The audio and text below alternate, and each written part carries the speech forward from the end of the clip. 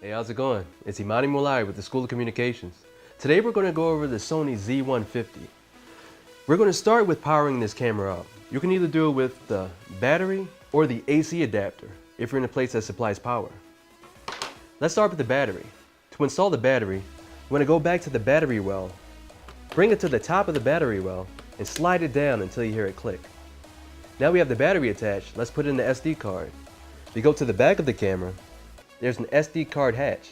Open it up, and then when you get your SD card, place it inside one of the wells until you hear it click. And close it up. After that, let's fire up the camera. You go to the other side of the camera and turn it on with the on button down at the bottom. Now to view an image, go to the lens and open up the lens with the lens cover latch. You'll hear a snap. Now let's see what we're looking at. There are two places you can do it. You can either use the eyepiece in the rear, or you can use the viewfinder right here towards the front of the camera. You have to unfold the viewfinder and twist it to a good viewing angle. There's a switch on the eyepiece that lets you toggle between either auto mode, where it switches automatically from eyepiece to viewfinder, or manual, where both stay on at all times. Hit this button to switch between auto and manual mode. Now let's start recording. There's a record button at the rear of the handle grip and also on the top grip. Also there is the zoom. You can zoom in and out, both on the top grip and on the handle grip. So let's start recording. Hit the record button and it records to the card. While you're recording, you can adjust the focus with this ring right here in front of the lens. But also, if you don't want to mess with any other settings, you can go into full auto. So let's do that. The full auto button is right down here at the bottom. When you hit the full auto button once, it turns green. That lets you know it's on. When you hit it again, the green light goes away and lets you know that it's off. So once you're in full auto mode, you're ready to go and shoot your video. Once you've recorded your video, let's play it back. To play it back, you have to go into the viewfinder well right here and find the thumbnail button. Press the thumbnail button and it'll go into playback mode. Once you're in playback mode, use the arrow buttons to navigate to the video you want to see, and then hit the set button in the middle to play the video and to stop it.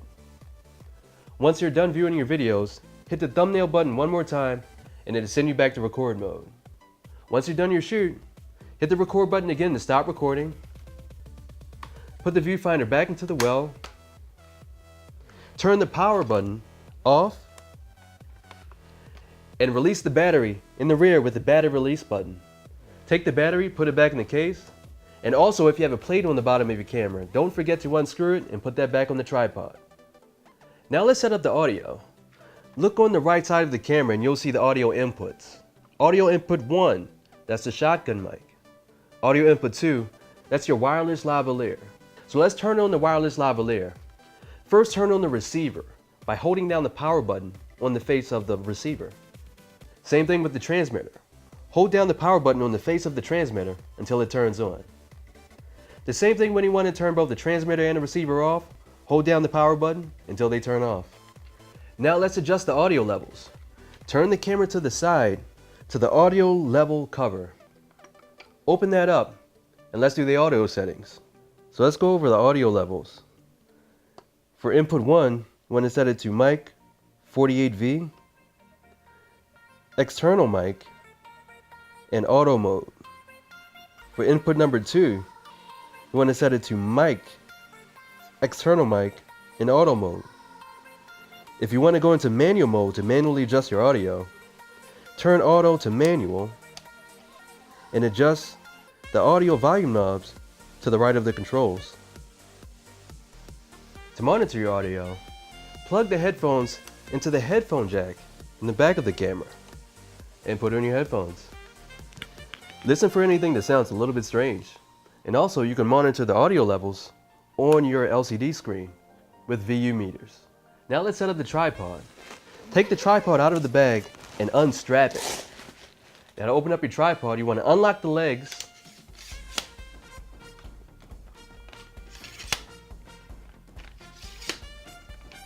and spread them out. So once the tripod is set up, you want to unlock the tripod arm and adjust it to a comfortable position. Press and hold the plate release in the back and slide the plate to the rear of the tripod. Now you have your plate and it's ready to go in the camera. So now that you have the plate in the camera, turn the camera upside down until you see the screw holes in the bottom of the camera. You want to match the correct screw hole with the correct screw in your plate. You want to place the brass plunger towards the front of the camera. You can screw it on by hand, but to tighten it, you want to use a flathead screwdriver or even a coin. Now that the plate is on the camera, you have to line up the plate with the rear of the tripod right by the well. Sit it in nice and flush. Then you're going to slide it forward until you hear it click.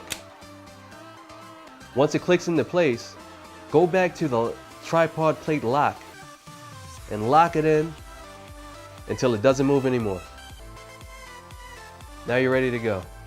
Now that the camera's on the tripod, let's adjust the tripod. Let's start with the tilt. First you want to unlock the tilt using the tilt lock knob. Unlock it and you can begin the tilt. To adjust the tilt, use the friction drag on the other side until you get the tilt exactly how you want it. Now let's adjust the pan. The pan lock is in the front of the camera, right below the lens. You want to unlock it, and then now you have a smooth pan. To adjust the friction of the pan, use the red wheel underneath of the tripod head until you get the pan exactly how you want it. We can begin to level the camera now. As you can see, the camera is not exactly level. What you want to do is you want to loosen up the camera head with this camera head screw while you hold the camera. Loosen it up gently at first till the camera begins to move.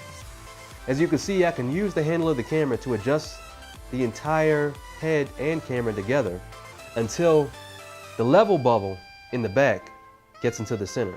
Once it's in the center, your camera is level and you're ready to shoot. Now let's go over a few safety tips when dealing with the camera when it's on a tripod. Make sure when you move the camera and the tripod, you have a hand on both the tripod and the camera as you go from place to place. Also keep an eye on the tripod, especially when you're outside, to make sure it doesn't tip over.